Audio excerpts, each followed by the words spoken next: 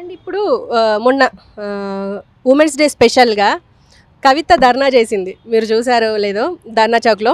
So దీని గురించి మీరేమంటారు? అంటే ఏదో ఒక అంటే ఈడీ కేసులు రావద్దనా, ప్రతిసారి ఏదో ఒకటి కుల వర్గీకరణ అంటారు, ఒకసారి బీసీ వర్గీకరణ అంటారు.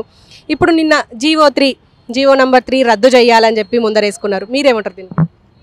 33% గురించి కవిత మాట్లాడడం, అబ్బా నిజంగా కల్వకుంట్ల కవితమ్మ అంటే కవితమ్మ అనిపించుకుంది. దోసుకున్న లిక్కర్ స్కామ్లా డబ్బులు ఎక్కడ పోయినాయని ఎప్పుడల్లా సిబిఐ కానీ ఈడీ కానీ నోటీసులు ఇవ్వగానే ఆమెకు 33% గుర్తుకొచ్చింది. మొట్టమొదటి క్యాబినెట్లో మహిళా మంత్రులు ఉండే, నా తల్లి నువ్వు చెప్పు.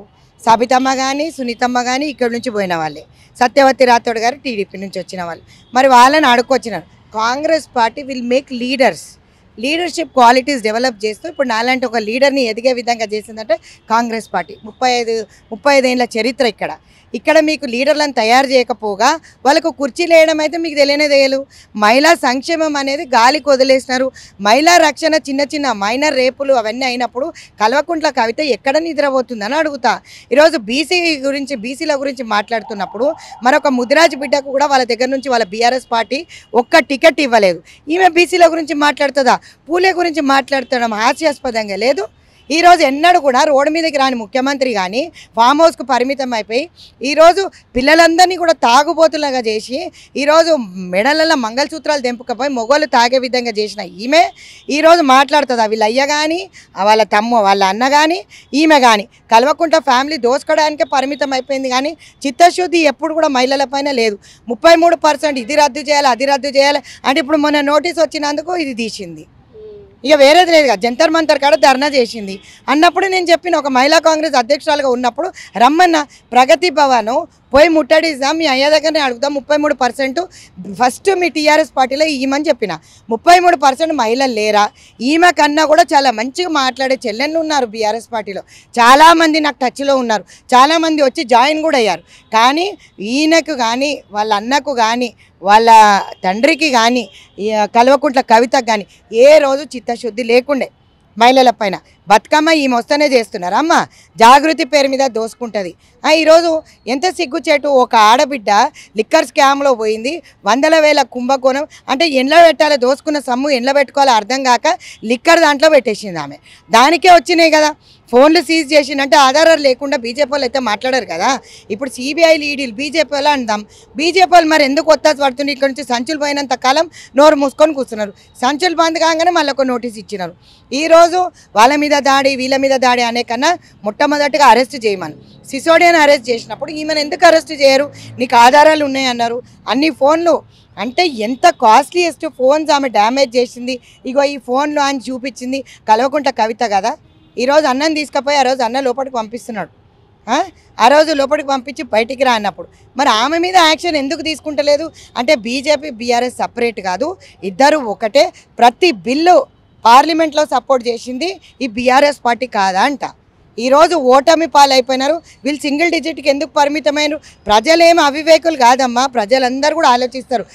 చిన్న వాళ్ళు మధ్యతరగతి కుటుంబాలు ఈరోజు బ్రతుకులంటే భారంగా మారిపోయినాయి. మాకు ఒక్క పూట తిండి తినలేని పరిస్థితి. ఈరోజు చిన్న పిల్లలు వాడే పెన్సిళ్ళ పైన జిఎస్టీలు, చెప్పుల పైన జిఎస్టీలు, చీరలు కూడా వదిలే చీరల పైన జిఎస్టీలు, ఈరోజు తాగే పాల మీద జిఎస్టీ, పెరుగు మీద జిఎస్టీ. ఏది వదిలిండు మోదీ? ఆయన సూట్లు బూట్ల కోసం మా మీద జిఎస్టీలు రుద్దిన వాళ్ళకు ఓట్లేస్తారా మహిళలని అడుగుతా. ఈరోజు ప్రజలందరూ కూడా చాలా ఆలోచించి తీర్పిస్తున్నారు. అది కాకుండా మహిళా కాంగ్రెస్ సోదరమని అంటే మహిళలు అయితే 51% ఉన్న మహిళలు బీజేపీకి మాత్రం ఓటు వేయరు. మతతత్వ రాజకీయాలు ఒక్క ఎక్స్టెంట్ వరకే పనికొస్తాయి. సౌత్ సైడ్ ఇట్లాంటివి పనికిరావు. ఎందుకంటే మమ్మల్ని దోసుక తిననేమే బీఆర్ఎస్ పార్టీ చేసినందుకు వాళ్ళని ఎలగొట్టినరు, ఇప్పుడు బీజేపీని కూడా ఎలగొడతారు. రాబోయే దాంట్లో ఇప్పుడు నేను చెప్తాను, మొన్న మోదీ వచ్చిపోయినాడు. ఆయనకు చిత్తశుద్ధి ఉంటే 300 తగ్గించలేడా సిలిండర్ పైన? 410 ఉన్న సిలిండరు 1200 చేసిను. ఈరోజు మా ప్రభుత్వంలో ఒక గ్యారంటీలో 500 రూపాయలు సిలిండర్ ఇస్తున్నాం. ఈరోజు బస్ ఫ్రీ ఇచ్చాం. దాని మీద కూడా కడుపు మంట ఏడ్చి వస్తున్నారు. అందుకే నేను అన్ని ఆర్టీసీ బస్సులలో ఎక్కి తిరిగితే వీళ్ళ నోట్లలో మన్ను వయా అని తిడుతున్నారు. అంటే ఆడవాళ్ళు ఎంత కోపంగా ఉన్నారు. ఈరోజు రైతుల గురించి మాట్లాడతారు. 9.5 సంవత్సరాల మీరేం చేసినారు చెప్పండి. మీరేం చేసినారనేది చెప్తే మేము ఈ వచ్చి 3 నెలలు కాకనే ముందు మేమేం చేసినాం అనేది చెప్తాం. ఉచిత బస్ ప్రయాణం ఇచ్చినాం, 500 సిలిండర్ ఇచ్చాం, ఇంధనం ఇండ్లు ఇస్తున్నాం. ఈరోజు 2500 వాళ్ళకు ఈ పథకం కూడా తొందరలోనే అమల్లోకి వస్తుంది. ఇదే కాకుండా మేము ప్రతి ఒక్కటి గృహజ్యోతి కింద 200 యూనిట్లు ఇస్తున్నాం. ఇవన్నీ మంచి పథకాలు కావా? ప్రజలు లబ్ధి పొందుతలేరా? ఈరోజు వీళ్ళు ఇయ్యారు డమాల్ అవుతుంది అని.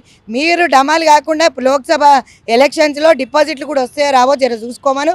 కల్వకుంట్ల కవిత ఇక్కడ నిలబడినా డిపాజిట్ రాకుండా ఓడిస్తాం అక్క అని చెప్తున్నారు. అంటే జనాలకు ఏ విధంగా వీళ్ళ లక్షల వేల కోట్లు దోచుకున్నది ప్రజల సొమ్ము ప్రజలకు తిరిగి ఇవ్వాలి. వాళ్ళ అభివృద్ధి వాళ్ళ సంక్షేమం కోసం రేవంత్ రెడ్డి గొంతుల ఇట్లా ఏలు పెట్టి బయటకు తీస్తాడు. ఇది మాత్రం పక్కా. అండ్ ఇప్పుడు ప్రస్తుతం ఇంకొకటి ఏంటంటే రేవంత్ రెడ్డి గారు ఒక సభలో అన్నారు కరువు రాబోతోంది తెలంగాణలో అని చెప్పి. దానికి తోడుగా ఇప్పుడు బీఆర్ఎస్కి సపోర్ట్ చేసినట్టుగా బీఆర్ఎస్ కూడా ఏమంటున్నారంటే బీఆర్ఎస్ నాయకులు కానీ ట్విట్టర్లో కానీ సోషల్ మీడియాలో కరువు వస్తుంది అని చెప్పేసి చాలామంది వీడియోలు పెడుతున్నారు.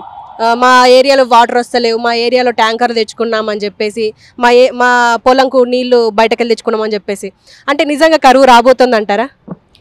తప్పుడు ప్రచారం చేయడంలో నంబర్ 1 ఎక్స్పర్ట్గా దొంగల ముఠాకి అధ్యక్షుడు అయినప్పుడు మరి గంతపూర్తి చెప్పారా చెప్పండి. ఇప్పుడు నేను అంటున్నది ఒకటే మాట. ఈరోజు వాళ్ళు కూడా ప్రజలు కూడా ఆలోచించాలి. 7,00,000 కోట్లు చిన్న అమౌంట్ కాదు.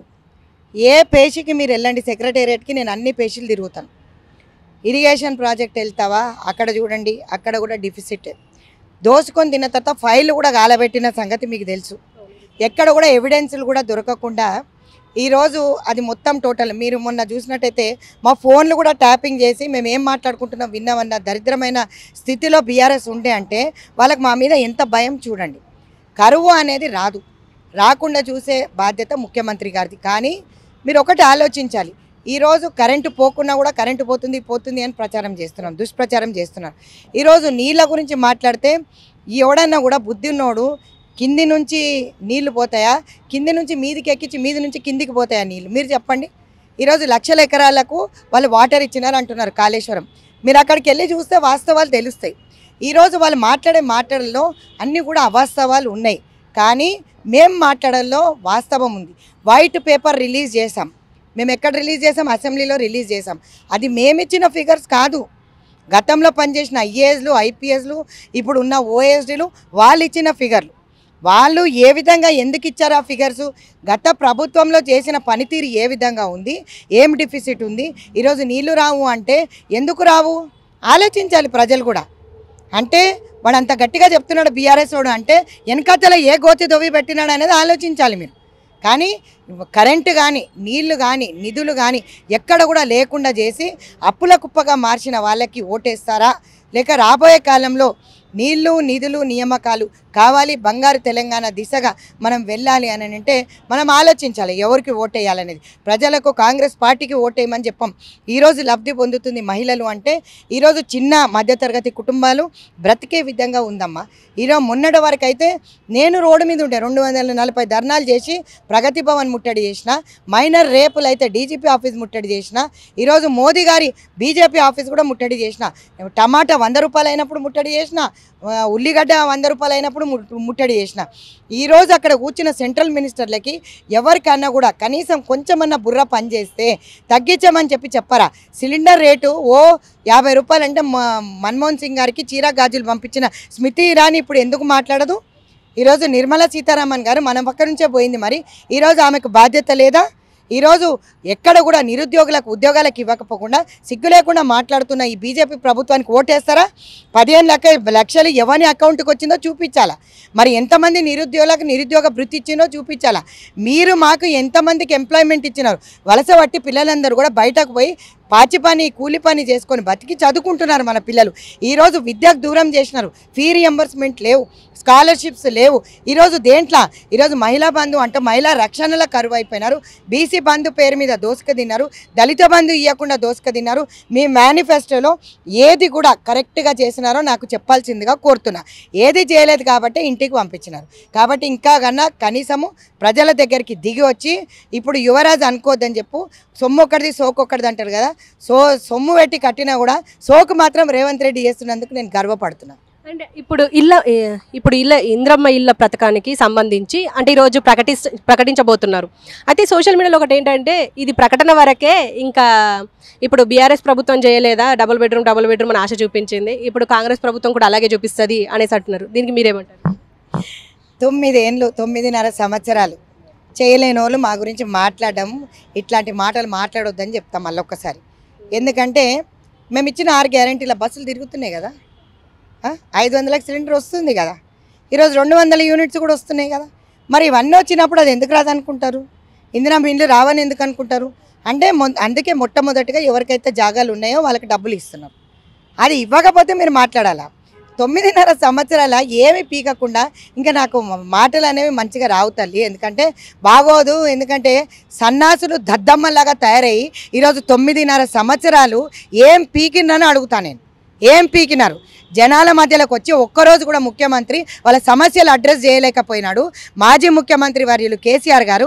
మరి ఏం మాట్లాడతాం? సన్నాసిలు దద్దములు కూసారా కూసా అని చెప్పి ఈరోజు బీసీ బిడ్డలని ఈరోజు అవమానించిన, దళితులను అవమానించిన వీళ్ళ మాట్లాడే అర్హత ఉందా అని అడుగుతా. వాళ్ళు అంటూనే ఉంటారు, మేము చేస్తూనే ఉంటాము. వాళ్ళు శాపనార్థాలు పెడుతూనే ఉంటారు. మేము అందరూ యోగక్షేమాలు కోరుకుంటూ ప్రజలకు పెద్దపీట వేసుకుంటూ వెళ్ళిపోతూనే ఉంటాం. ఇంతకన్నా ఎక్కువ వాళ్ళకి ఏం చెప్పలేం. సన్నాసులు దద్దమ్మలు ఈరోజు ఎవరైనరో వాళ్ళు తెలుసుకుంటే మంచిది అనుకుంటా. Thank you madam, thank you very much. So చూశారు కదా, బీఆర్ఎస్ ప్రభుత్వాన్ని అలాగే బీజేపీ కేంద్ర ప్రభుత్వాన్ని ఎండగడుతూ సునీతారావు గారు మాట్లాడిన మాటలు మనం చూసాం. సో ఖచ్చితంగా ఈ ఇంద్రమ్మ ఇళ్ళ పథకాన్ని కూడా మేము ముందుకు తీసుకెళ్తాం. 6 గ్యారంటీలు ఎలాగా అప్లై చేస్తున్నామో ఇది కూడా అప్లై చేస్తాం, అందరికీ అందేలాగా చూస్తాం, ప్రజల తరపునే కాంగ్రెస్ ఉంటుంది అని చెప్పేసి అంటున్నారు. సో చూద్దాం, ఇలాంటి విమర్శలు వస్తూనే ఉంటాయి, మేము దీనికి ఖండిస్తూనే ఉంటాం అని చెప్పేసి కూడా అంటున్నారు. సో ఇది ఇక్కడి సమాచారం.